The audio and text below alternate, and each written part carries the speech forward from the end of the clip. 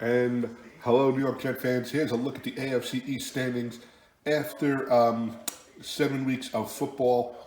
Of course, Buffalo Bills a 5-1 record. They had a bye this past week. The Jets keep pace with them. They are 5-2, second place. They are theoretically a half a game away behind Buffalo because Buffalo lost in the division. Also, Buffalo played one less game. The Jets are 1.5 games above Miami. They have, of course, the win over Miami plus the fifth win where Miami has four and they're 4-3. And in the bottom, New England, they are 3-4. They lost last night in home at Chicago, and they are in the bottom. Last night it was Mac Jones starting and Zappy coming in did not help as New England got blown away at home versus the Bears. I think final score was 33-14. So here it is, New York Jets fans. Let's look at this. Let's enjoy it. 5-2. It's all about the numbers. We're going to discuss a lot of numbers this morning on the takeoff. Well, good Tuesday morning, New York Jet fans and NFL fans. It is October 25th, 2022, 8:19 a.m., and we are in the midst of the start of Week 8. Usually, it's the midpoint. You can call it the midpoint since it's 17 games now. Maybe, you call Week 9 the midpoint, but we are just about halfway through the season, and you saw the records. Right now, the Jets have a game in hand on Buffalo. Buffalo's 5-1, the loss in division. Jets are 5-2 and a win in division over Miami.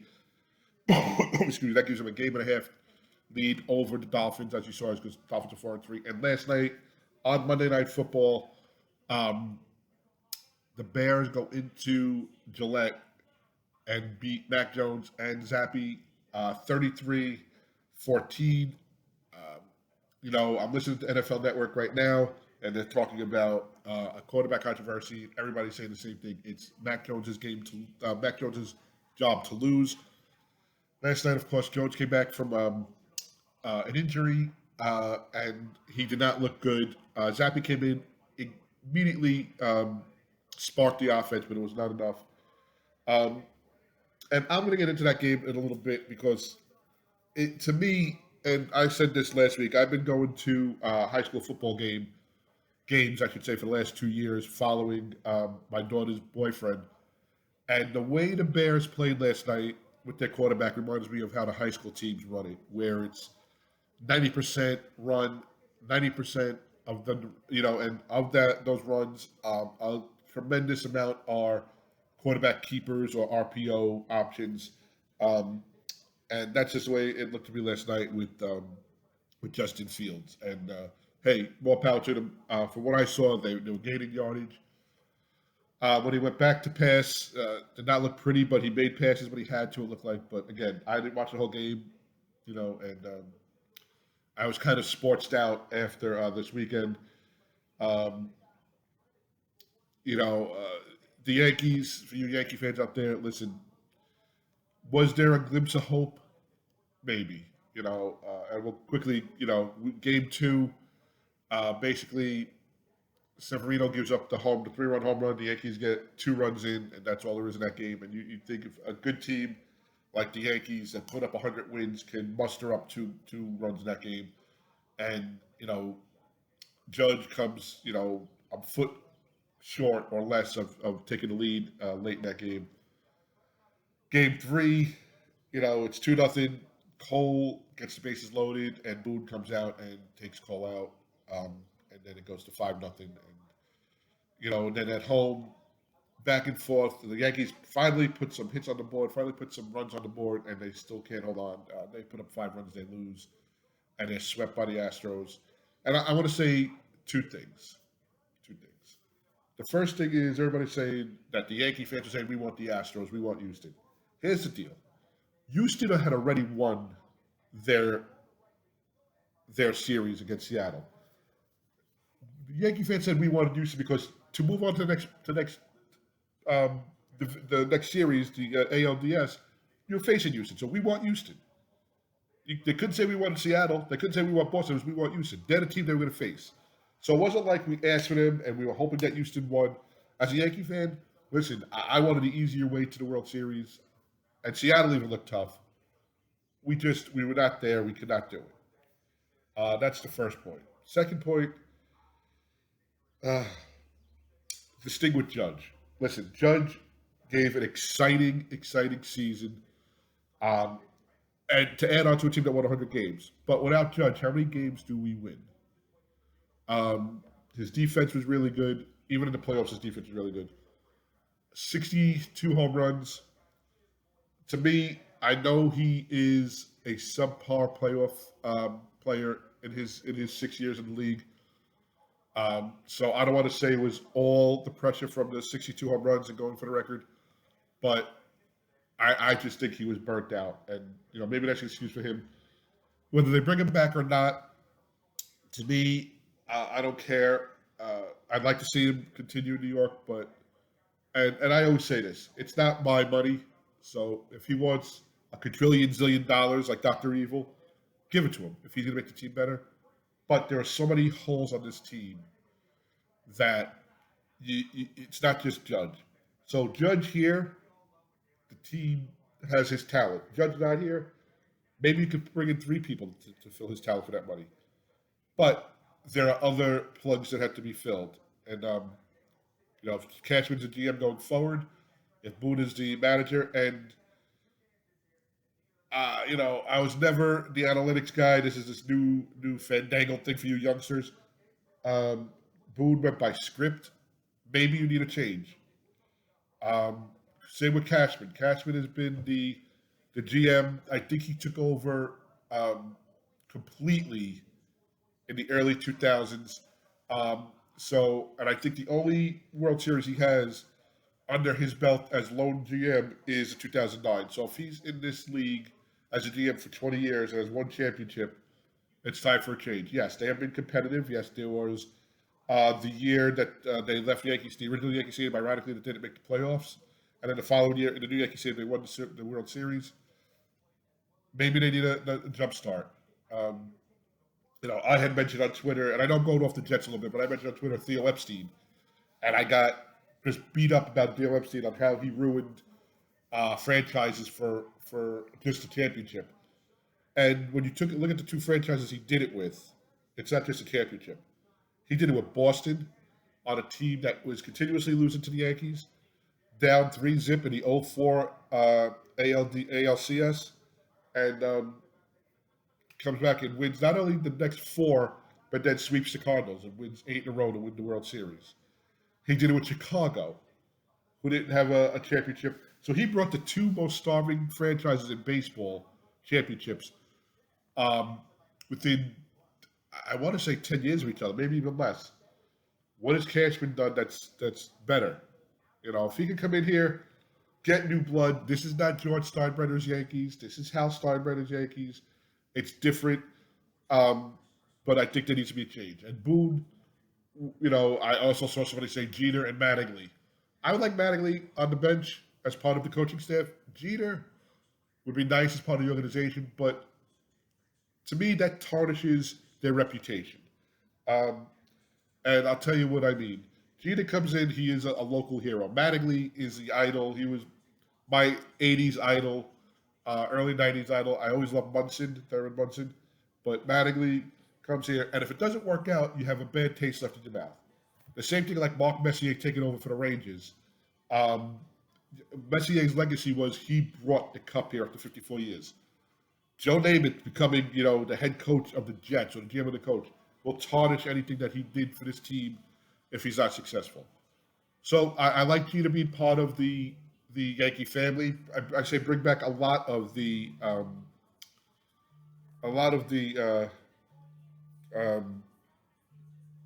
the old Yankees, the family. I'm all for bringing back the players that were part of this organization. If you look at the Yankees in their history, Gene Michael, Rizzuto, Zimmer, they always had their Yankee legacy continue, whether in the booth or on the field or in the front office. So bringing Jeter in would be very, very nice. Would be a great public relations because I think Yankee fans have just got their bad taste in their mouth this year. Mattingly on the coach of some sort of capacity, I think will also do it. Maybe not the manager at this point, but I don't know. So anyway, that's the Yankees. And one more thing on the Yankees. One last thing on stats: 100 wins, 62 home runs. He breaks the record on that. The Yankees they get more than 6 hits in each game. That was the cap they had in each game. 4 games against the Houston Astros, and didn't score more than 6 hits. Houston is to us what we were to Boston all those years prior to '04. So we have until March when exhibition games start. So Yankee fans, this is what I told everybody the other day. It's NFL season now. Kind of NHL season, still early, but it's NFL season, and we're going to continue with the numbers. So Jets. Here are some numbers for the Jets. 5-2, second place. Zach Wilson is 4-0 since starting this year. Okay, has it been pretty? No, it has not been. The Patrick Mahomes, Kurt Warner, greatest team on turf. But he has not thrown that pick. He has not thrown that turnover. Zach has managed the games, and that's all they needed him to do these last 3 games. Yes, the game against Miami, was just lights out. Everybody said, well, backup quarterback. No. Zach Wilson didn't play the backup quarterback. Zach Wilson played the Miami Dolphin defense. He was playing them regardless. And then against Green Bay, he did what he had to do. He also, missed a few throws last week. There was a pass he threw to Denzel Mims, and Mims, of course, started because Elijah Moore was inactive, which Elijah Moore is active this week. And the trade deadline is a week from today. It's the 2nd, I believe, or the 1st, maybe a week from tomorrow. And we shall see what happens. If it's Mims, it's Elijah Moore. If they don't, But not getting off track, I know I tend to do that. He threw a pass to Mims that Mims had a turn, I guess, to his right, and he got his hands on it, but he dropped it. I think Mims should have caught it. Maybe he wouldn't have gotten many yards after the catch. He might have fell there. Mims just looked like he got a little injured on that play too. But if he throws it to the inside, Mims catches it and he's gone for a tremendous gain, if not a touchdown. So yeah, Zach missed a few throws. It was extremely windy. I'm not gonna say it was all on the wind, but he had some happy feet, and he needs to be improving. Right now, it does not resonate as much because, and I'll say why. Don't laugh at my Minnie Mouse cup. They're winning. If it comes down to crunch time and it's on Zach, that's where we're going to start laying judgment down. But everybody's entitled to their opinion. I want to see more from the young kid. Keep it with the numbers. And I always say this, the beat writers, the last 4 weeks have had a lot of good things to write. But they always kind of zing you. And the Elijah Moore thing, I don't blame the beat writer who brought out that he had no targets. I don't blame him. It was a matter of fact. But it did start to snowball with Elijah Moore. And I think it was all Elijah's fault. And I hope that he understands that this is a team sport. And whether you have 0 targets and you win, or you have 4 catches and you win, or 4 targets, or you have 9 targets and 6 catches for 100 yards and a touchdown and you lose. The bottom line is that win column. You want this to be continuously increasing. There is a small window of opportunity in this league. You have 17 weeks of football. We're going into week 8. Okay? So, yes, you want to be part of that success, but sometimes being part of the success is just being a decoy out there. Now it's been known that he hasn't been targeted that last game. It's been known that he's disgruntled. Maybe the defenses now sway away from him a little bit. Now he gets open more. Or now the Jets start using him more. We shall see. But the beat writers, to me, and I've called into radio stations complaining about them, and it's almost like if they have 10 things good to say, they have to throw in that one thing that's bad. And I always said that with A-Rod here. A-Rod could have won the Yankee game the night before with a walk-off grand slam, 500-foot um, bomb. On his way home, see a house on fire, go in by himself, rescue the house's residents, take the hose down, put the fire out before the EMS and the fire department got there, and the headline would be, A-Rod walks by fire and leaves hose out. That's the same thing with the beat writers here. Most of them, not all of them. But there was a tweet yesterday by one of the beat writers in the afternoon, or maybe towards the evening, and it was breaking down the Jet um, numbers so far, play by play. And I will get into Brees Hall and AVT as we go along. Everybody knows the story with them. But it was showing Brees Hall's numbers and Michael Carter's numbers and Elijah Moore's numbers and Zach Wilson. Okay, it had next to him four wins, something like 3 more wins than touchdowns, and he had 1 touchdown next to him. Which, Wilson had 1 passing touchdown this year in his 4 games. Number is accurate.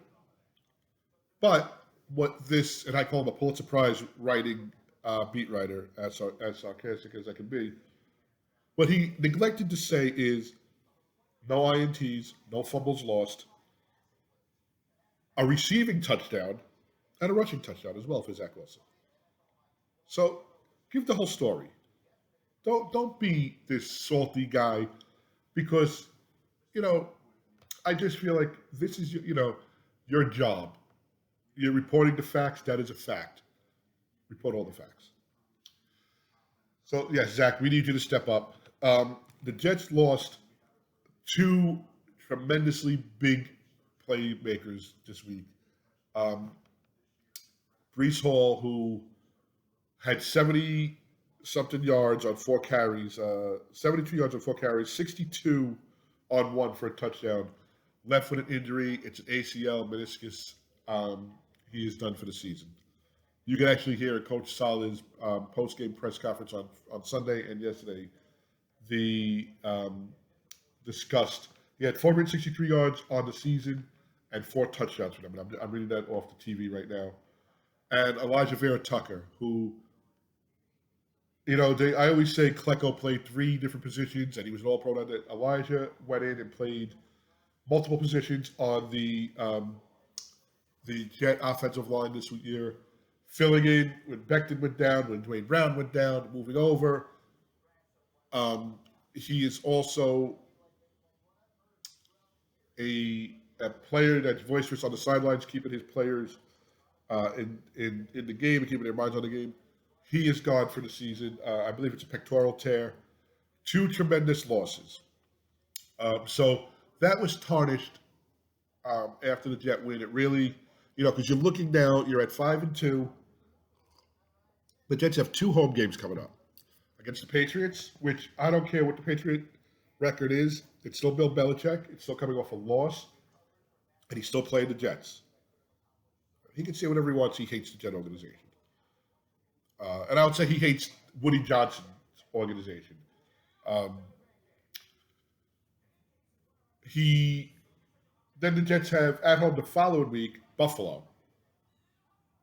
I don't even want to get into the ramifications of that game. We got to take care of the game in front of us first. But our general manager last night, with the trade deadline coming up in a week, like I said, I think it's a week from today, a week from tomorrow, went out and got from Jacksonville Jaguars, James Robinson. Is it James Robinson? Or Jericho Robinson? I forgot who they got. I forgot the name. I'm sorry. It happened late last night. He is a 2020 undrafted free agent walk-on. His first year, he was with Jacksonville. He has 7 touchdowns, 1,070 yards, 43 receiving yards, and 3 TDs. Ironically, he was injured last year against the Jets. He came back for week 1 this year. He has, I believe, 340-something yards on the ground this year. He did not play much last week, and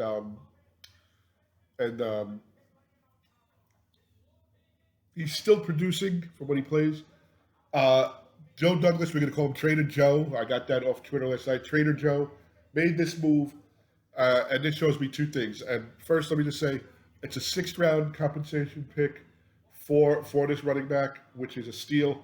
If he exceeds, I want to say 550 yards, which he has 300 and change on the board, it goes down to a fifth round pick. Still a steal. Still a steal. Because you got to remember, we still have Michael Carter, we still have Ty Johnson, and now we have this young player. He's an undrafted, he's an unrestricted free agent, I believe.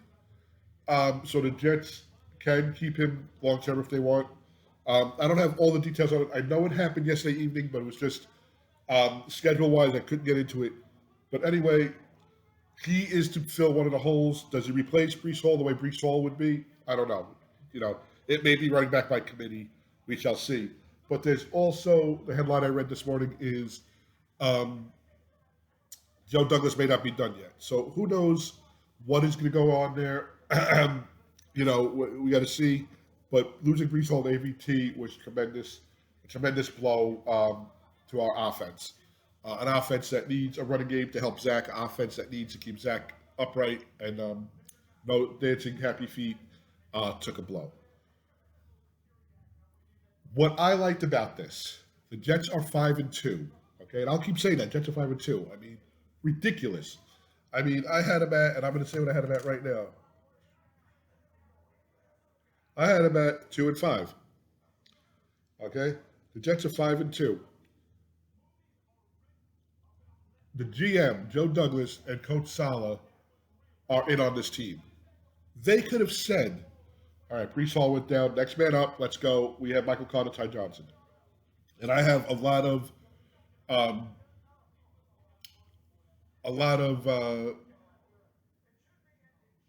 not down on these two running backs. I think they can do it. But Douglas was like, you know what? Let's get another running back in here before this gets out of hand. Before we go home and face New England, and maybe we see we need another running back. Before we get through the New England game and have Buffalo coming up, let's fill this gap. Let's see if we can fill this gap, and that's what they did. So I'm glad this happened. I don't know if he starts this week. I don't know if he gets on the field. He's probably on his way here now to pass a physical, and maybe he does get on the field on Sunday. He does have 5 days, and practices will be start tomorrow. Preparation starts tomorrow. So that's what I like about this. They're being aggressive. They're going after. They did not throw everything in. It's not a fire sale. They're just trying to fill these gaps. The Jets took this is like the 5th major injury on their offensive line. They lost Mikael Becton in the preseason. Dwayne Brown came in to fill in for him. He got hurt. AVT was jumping around. I forgot at one point who else was hurt, but it's just a major, major blow. It keeps getting to them, and we hope that we can find a way. This team can find a way to continue to be successful. On Sunday's game, like I said, Zach managed it. He was 16 of 26, 121, 0 INT, 0 touchdowns, 72.8 rating. He did what he had to do for this team to win. He did not put anything that put them in harm's way. A few things that I saw, even the last few weeks, running out of bounds, throwing the ball so he wouldn't get the sack, losing yards. He's using that. I wish he had more poise in the pocket, but that comes with better protection, and we'll see. That has to evolve.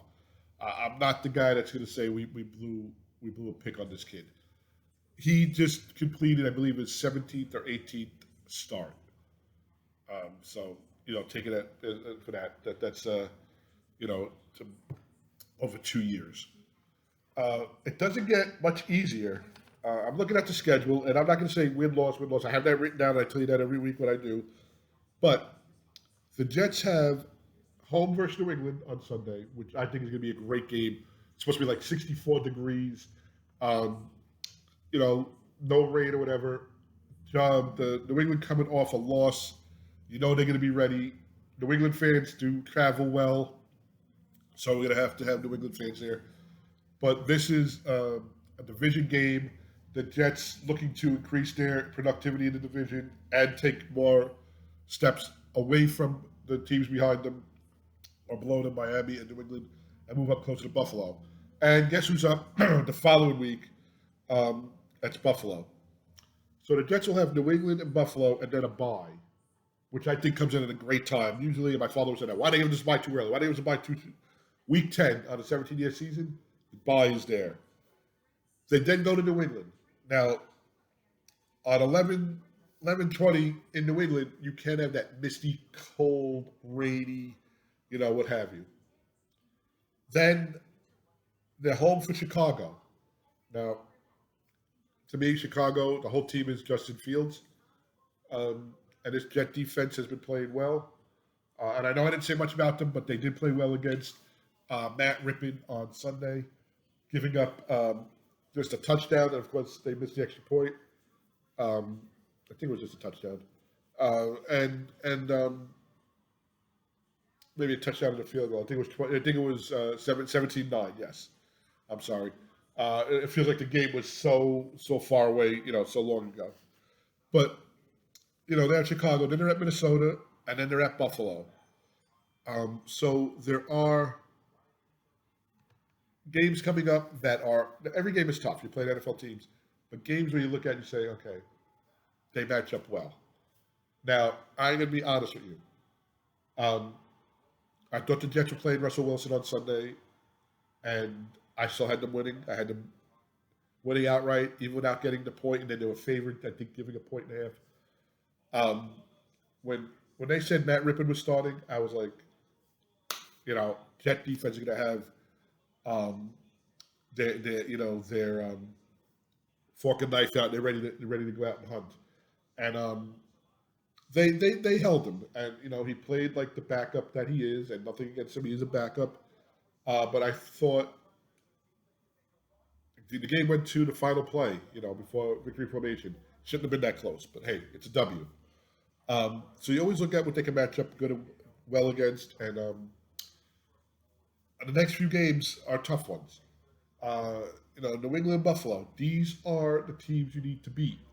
You want to win every game, but your division opponents. It has so many implications down the road, and I'm not going to say that word. I want to have implications on, but so many implications down the road that it really you want to win. Every game, but these are the games that give that little, extra. So it's New England week, officially New England week. I will discuss my predictions probably either Thursday evening during the Thursday night game or Friday, depending on scheduling. My work schedule just has me running ragged right now. That's why this is on Tuesday. I would have loved to do a Victory one on Monday. But you know what? Victory Monday is over. 24 hours, it's done. And the Jets went to work last night, getting a running back in here. So enjoy the rest of your week. I think the World Series starts tonight. I don't care. You have Rangers playing this week. You have the Islanders playing this week. You have NBA that started up last week, but it's also Patriot Week. And no matter what the records are, Patriot Week is always a big week, and there's so many storylines behind this rivalry. But I'll get into that on Friday. Enjoy the rest of your week. Before we go, I want to show you my picks from last week and how I did. So taking a look at the picks that I made last week, I had Baltimore blowing away Cleveland. Of course, winning the game, giving Cleveland 6.5 points. I lost that game. Cleveland kept it close, 23-20. So I didn't get that one right. Seattle over the Chargers, 37-23. I had Seattle taking the points. I erased what the points were, but I had Seattle taking the points. Seattle won outright. Kansas City given 3.5. I thought was just an easy one. They blow away San Fran, 44-23, and they covered that. So for my regular picks, I had 2 out of 3, and then of course our Jets getting a point. They winning. Actually, the last minute they were giving a point. Either way, 16-9. I took them to win outright. So I went 3 out of 4 last week. Not bad. I really thought Baltimore was going to cover the 6.5. They did not. But these are the picks for last week, and of course on Friday or Thursday of this week I'll make the picks for the upcoming week. So not bad. 3 out of 4. That Cleveland Baltimore game really surprised me, but what are you gonna do? Um, those are my picks. Hey, did you go out to Denver? How was it? I see that Jet fans are really traveling well this year. A lot of the groups are going out there. A lot of the fans that I see sitting in the stands at home are sitting in the stands away. That's great. Um, you know, I did an away game years ago with my buddy George. It was not good. It was the Brooks Bollinger show against Baltimore Ravens, and just yeah. Um, and I will say this. I always talk about my buddy George, my cousin Richie, my cousin Mikey, my daughters that are into this, and how we speak about the team. During as the game ended on Sunday, we're talking about the the uh, the injuries, and George said, "You know what? I'm going to enjoy this win. I'm going to take it, and then we'll see." And then yesterday, I'm on the road, I'm driving, and Michael, my cousin Mikey, texts me, Brees Hall, AVT done for the season. It was a fun 7 games, and same thing. And I come back with, you know, was it over with the Germans bomb Pearl Harbor, trying to just, add some humor to it because I know it's two big losses. But you know what? We're 5-2. Who would have thought? I didn't. I had us at 2-5. We'd be 5-2 here with a chance. I mean, we have the chance right now to put a stamp on the AFC East with these next 3 games coming up. New England, Buffalo, bye, and at New England. Tremendous. So you know what? It sucks, but I will take the 5-2. Injuries are part of the game, and see where we are. So again, if you went out to Denver, send us your pictures. Um, Send us video. Let us know what you did. If you go on Sunday, where do you sit? What do you do game day? What do you wear? What is your plans? Do you have a tailgate? Do you have a recipe you want to share? Do you have a story you want to share? Whether it's a New England story, whether it's a story of a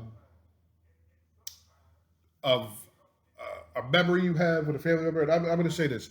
So my Sunday rituals, usually on game day or non game day, get up early, I go to church, and then come home and get ready for the game. Whether if it's home, I pack the car, we go, or if it's away, I get ready, doing things around the house, try to count the hours. And Sunday was a 4:05 game, so it was a little longer, week than usual.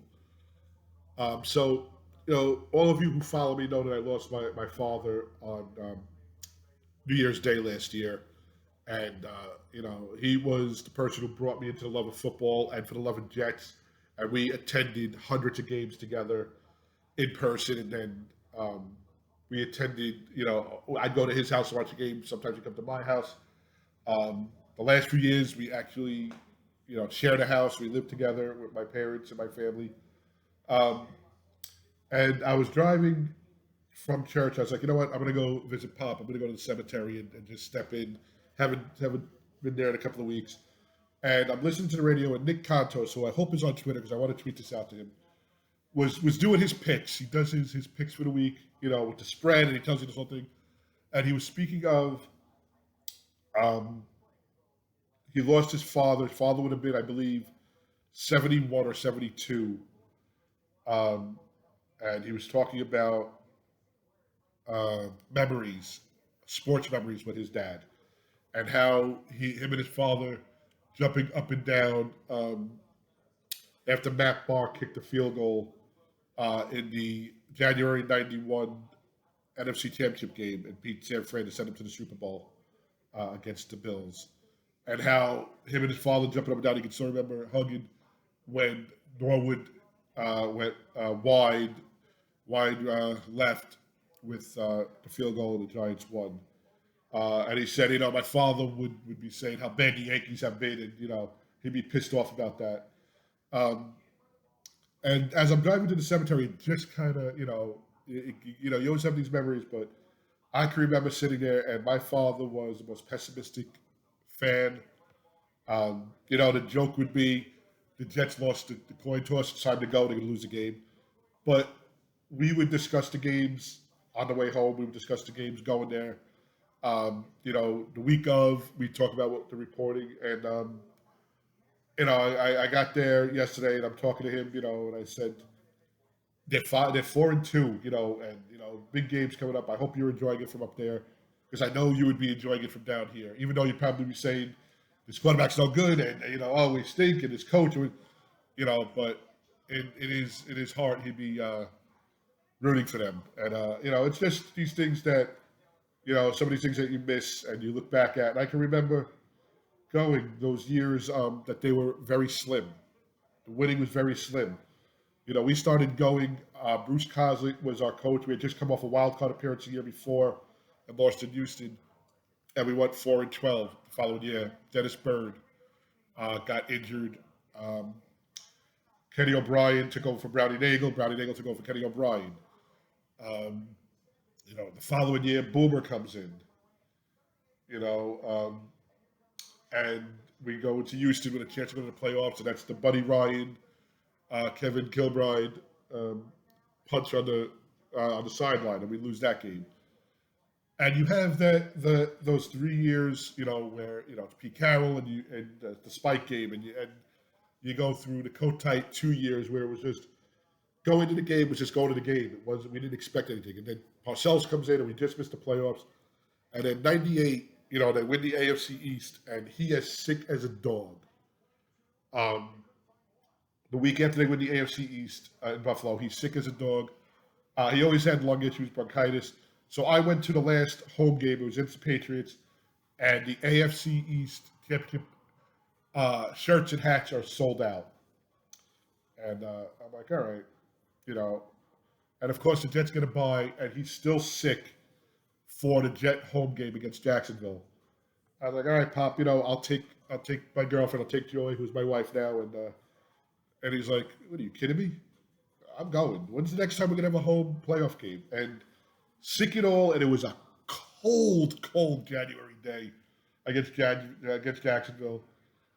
He went out there, we bundled up, we got there early, and it was just a great time. And I was, that just was his. As he got older, he didn't do that much more, but, in his 60s doing this, bronchitis and, no fever, but, I remember just bundling up, heavy jet jacket, everything underneath it, and we went to the game. He was not missing that playoff game.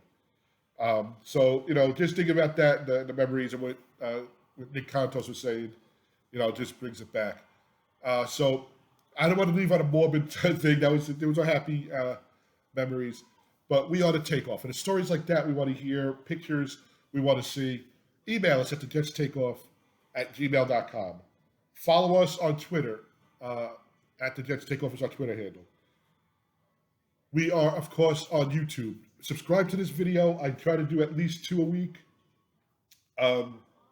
It's the Takeoff on YouTube. Alex Pazziali, you can Google it that as well to get you here.